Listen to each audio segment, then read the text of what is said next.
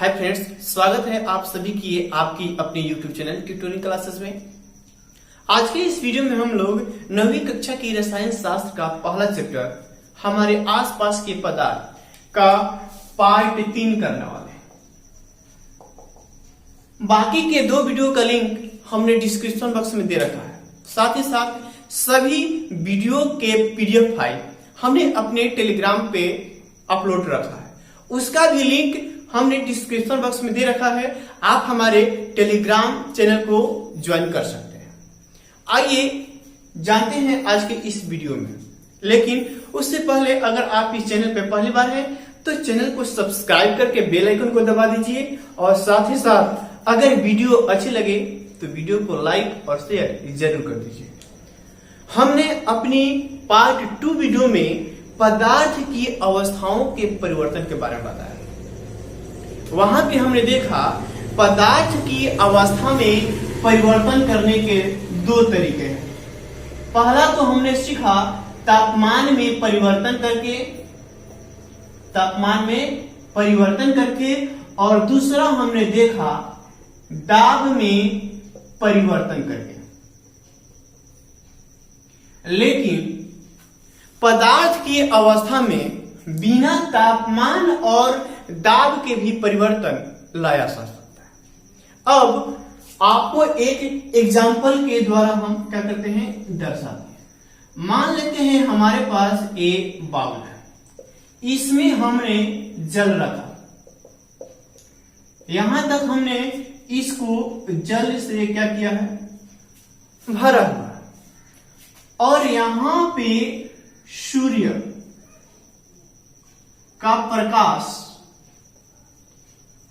यहां पे पड़ता है, तो इसके आयतन में अब कमी होना शुरू हो जाएगा। अब वाटर यहां तक आएगा। आखिर ऐसा क्या, ऐसा क्यों होता है? जब द्रव अवस्था में ये पदार्थ है तो आपको मालूम है कि पदार्थ के कण गति करते हैं। जब ये गति करते हैं तो बाह्य स्रोत से और अधिक ऊर्जा प्राप्त कर लेते हैं, यानी वायु से क्या कर लेते हैं, एक अतिरिक्त ऊर्जा प्राप्त कर लेते हैं। वायु में खुला छोड़ देते हैं तो एक गति करते हुए वायु से क्या कर लेते हैं, अतिरिक्त ऊर्जा प्राप्त करके इसके आकर्षण बल से, पदार्थ का आकर्षण बल कार्य करता है, तो इसके आकर्षण बल से मुक्त हो जाते हैं। और मुक्त हो जाते हैं तो वे क्या हो जाते हैं, वाष्पित हो जाते हैं, यानी कि इनका क्या हो जाता है, वाष्पीकरण हो जाता है। आज के इस वीडियो में हम लोग सीखने वाले हैं इवोपरेशन के बारे में। इवोपरेशन जिसको हम लोग कहते हैं वाष्पीकरण। ये वाष्पीकरण का अब डिफिनेशन क्या निकल कर लेगा, क्वथनांक से कम तापमान पर, क्वथनांक। अब हमने अपनी पिछली वीडियो में क्वथनांक के बारे में बताया। पानी का क्वथनांक 100 डिग्री सेल्सियस है, यानी कि 100 डिग्री सेल्सियस पे पानी क्या होने लगता है, खौलने लगता है, उबलने लगता है। तो क्वथनांक से कम तापमान पे द्रव को वाष्प में परिवर्तन होने की क्रिया वाष्पीकरण कहलाती है।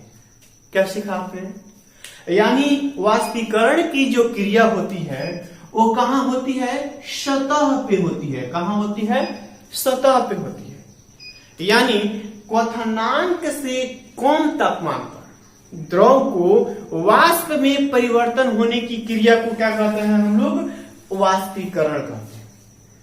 अब आगे सीखेंगे फैक्टर इफेक्टिंग इवोपरेशन, मतलब वाष्पीकरण को प्रभावित करने वाले कारक।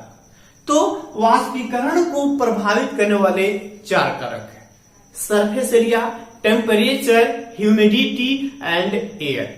मतलब सतह का क्षेत्रफल। पहला है हमारा सरफेस एरिया। सरफेस एरिया, जिसको हम लोग सतह क्षेत्रफल कहते हैं। दूसरा टेम्परेचर, टेम्परेचर यानी इसको ताप कहेंगे। ह्यूमिडिटी, ह्यूमिडिटी जिसको हम लोग आर्द्रता कहते हैं। और चौथा वायु यानी कि एयर। ये सभी के सभी वाष्पीकरण की क्रिया को, वाष्पीकरण की दर को कम या अधिक कर सकते हैं। आइए बारी बारी से हम इस सब के बारे में जानते हैं। सरफेस एरिया, आप एग्जांपल देते हैं।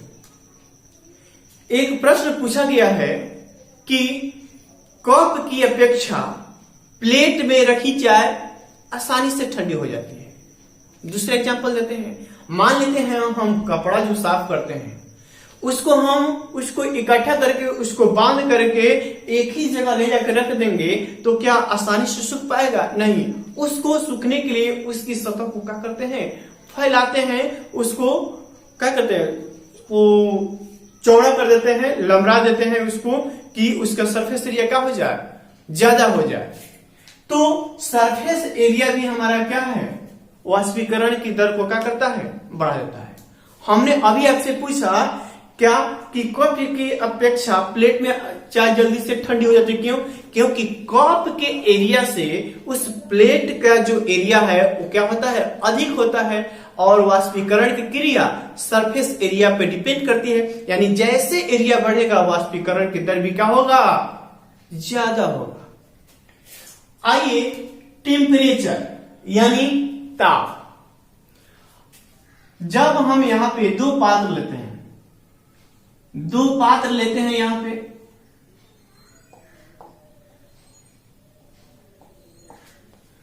अब यहां पे फ्लेम थोड़ा सा कम है। यहां पे जो हमारा फ्लेम है वो कम है, और यहां पे जो हमारा फ्लेम है वो अधिक है। वो क्या है? अधिक है। तो वाष्पीकरण की क्रिया जहां टेम्परेचर अधिक है वहां ना अधिक होगी। आप ट्रैक्टर है, रसोई घर में देखते हैं, पानी को जल्दी से गर्म करके क्या कर रहे हैं? फुल फ्लेम पे उसको क्या करते हैं?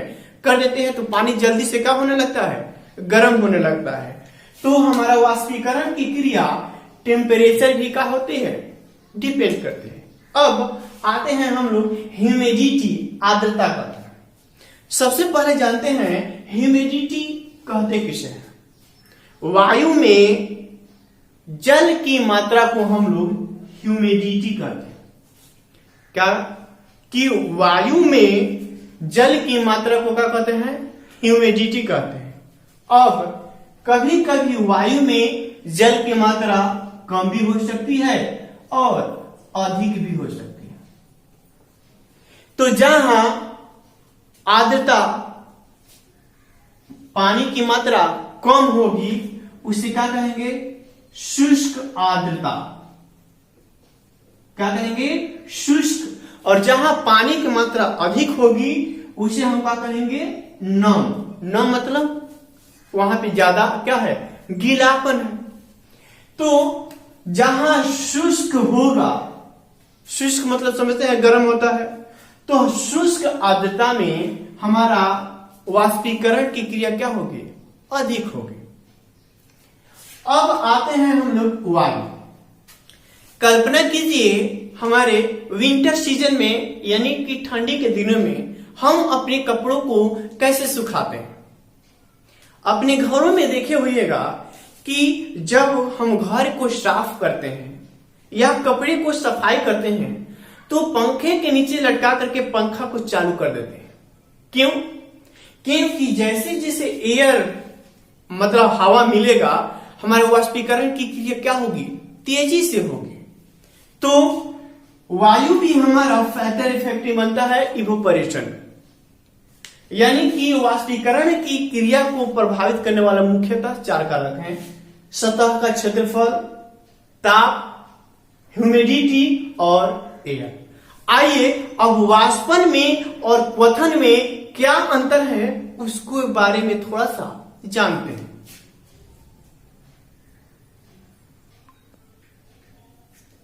What is difference between evaporation and boiling? वाष्पन और क्वथन में क्या अंतर है? हमने जब भी दो पार्टिकुलर चीज की डिफरेंस के बारे में हमने कहा तो सबसे पहले उसके जो डिफिनीशन होते हैं, पहला अंतर तो वही हो जाता है। तो अभी हमने आपको वाष्पन का डिफिनीशन बताया कि क्वथन से कप तापमान पर द्रव को वाष्प में परिवर्तित होने की क्रिया को क्या कहते हैं? वाष्पन कहते हैं। और निश्चित तापमान पर द्रव के उबलने की क्रिया को हम लोग क्या कहते हैं? क्वथन कहते हैं। पहला अंतर तो यही हो गया। फिर हमने अभी बताया कि वाष्पन की क्रिया कहां होती है? सतह पर होती है। वाष्पन की क्रिया कहां होती है? सतह पर होती है। और क्वथन की क्रिया जो होती है वो संपूर्ण द्रव पर एक साथ होती है। पानी उबलता है तो पार्टिकुलर जगह पे नहीं उबलता है, वह पूरे द्रव में उबलना, एक बार जब उबलना स्टार्ट हो गया तो पूरे द्रव में उबलना क्या हो गया? शुरू हो गया। और अब आगे वाष्पन की जो क्रिया होती है मंद होती है, धीरे धीरे होती है। लेकिन जब क्वथन की क्रिया हो जाती है तो वह तीव्र होती है। यानी क्वथन की क्रिया क्या होती है? तीव्र होती है। और वाष्पन की जो क्रिया होती है वो क्या होती है? मंद होती है। अगला है वाष्पन से ताप में कमी आती है। यानी जब वाष्पन की क्रिया होती है तो उसके टेम्परेचर में क्या होता है? कमी आती है। लेकिन इसमें बाह्य ऊष्मा की आवश्यकता पड़ती है। जब तक हम नीचे से फ्लेम नहीं जलाएं तब तक हमारा बॉइलिंग की क्रिया, क्वथन की क्रिया स्टार्ट नहीं होगी। लेकिन हम पानी को खुले हवा में छोड़ देते हैं तभी कुछ देर के बाद, कुछ दिन के बाद उसके आयतन यानी उसके वजन में क्या होगा? कमी होगा। यानी कि क्वथन के लिए बाह्य ऊष्मा की आवश्यकता पड़ती है, लेकिन वाष्पन में बाह्य ऊष्मा की आवश्यकता नहीं पड़ती है। वाष्पन सभी तापमान पर होता है। वाष्पन जो होता है सभी तापमान पर, कोई पार्टिकुलर चीज, कोई फिक्स नहीं है कितना ही पर वाष्पन की क्रिया होगी। लेकिन क्वथन की क्रिया निश्चित ताप पर होती है। वो निश्चित ताप क्या है? 100 डिग्री सेल्सियस।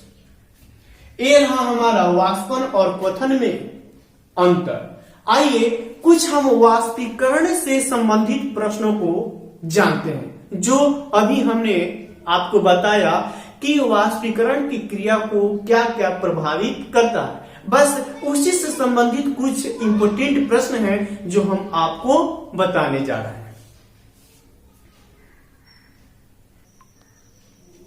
आपके सामने स्क्रीन पे जितने भी प्रश्न हैं वे सभी के सभी इंपोर्टेंट हैं और वाष्पीकरण से संबंधित है।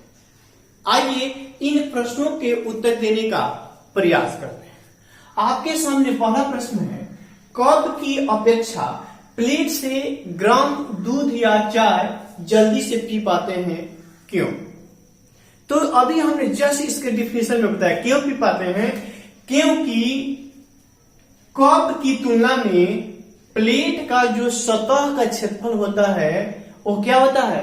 फैल जाता है, जिससे वाष्पीकरण की क्रिया तेजी से हो जाती है और हमारा गर्म चाय या दूध आसानी से ठंडा हो जाता है।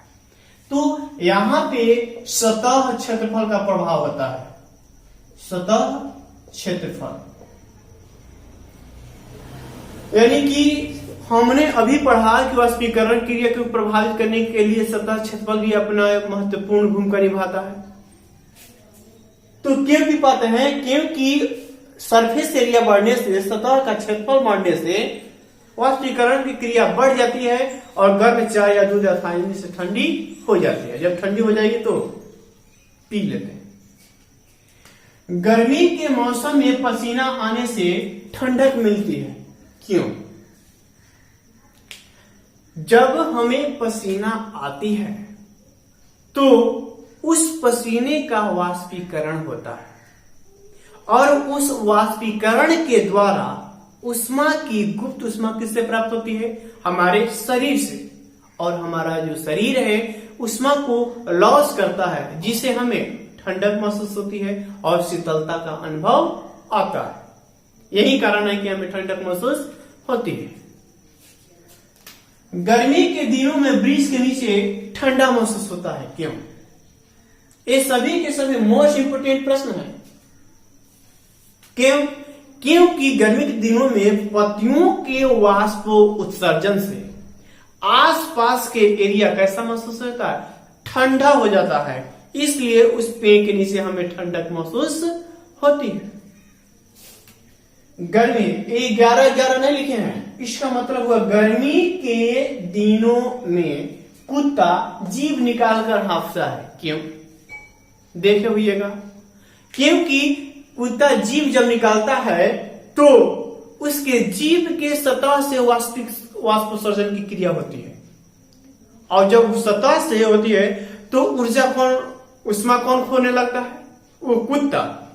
तो जब हमको पसीने से ठंडक मिलती है, तो जब कुत्ते द्वारा जीभ पर से वाष्पोत्सर्जन की क्रिया होती है तो उसको ठंडक मिलेगी नहीं, इसलिए वह जीभ निकाल करके हाँफता है। आइए, सुराही या मटका, मटका माने मिट्टी का बर्तन बना हुआ एक घड़ा कहिए, उसी को मटका कहते हैं। गर्मी के दिनों में पानी ठंडा रहता है, क्यों? क्योंकि जो घड़ा होगा उसमें छोटे छोटे छिद्र होते हैं जो हमें दिखाई नहीं देते। उस छिद्र से पानी का रिसाव होता है। रिसाव मतलब उसमें से पानी चूता है और वाष्पीकरण की क्रिया वहां होना स्टार्ट हो जाती है, और उस घड़े का पानी उष्मा को क्या करता है? लॉस करता है, जिससे कारण उस घड़े का पानी ठंडा महसूस। एक पार्ट और लेके आएंगे, और सारे इंपोर्टेंट टॉपिक जो होंगे, छूटा हुआ या आपको किसी भी प्रकार की परेशानी हो तो हमें कमेंट करके जरूर बताइए। आपकी समस्याएं अब इस चैनल की समस्याएं हैं, आपको किसी भी प्रकार का समस्या हो तो हमें कमेंट करके बताइए। और सभी विषयों का पीडीएफ फाइल पाना चाहते हैं तो डिस्क्रिप्शन बॉक्स में हमने टेलीग्राम चैनल का लिंक दिया हुआ है, आप उसको ज्वाइन करके सभी विषयों के पीडीएफ फाइल प्राप्त कर सकते हैं। धन्यवाद।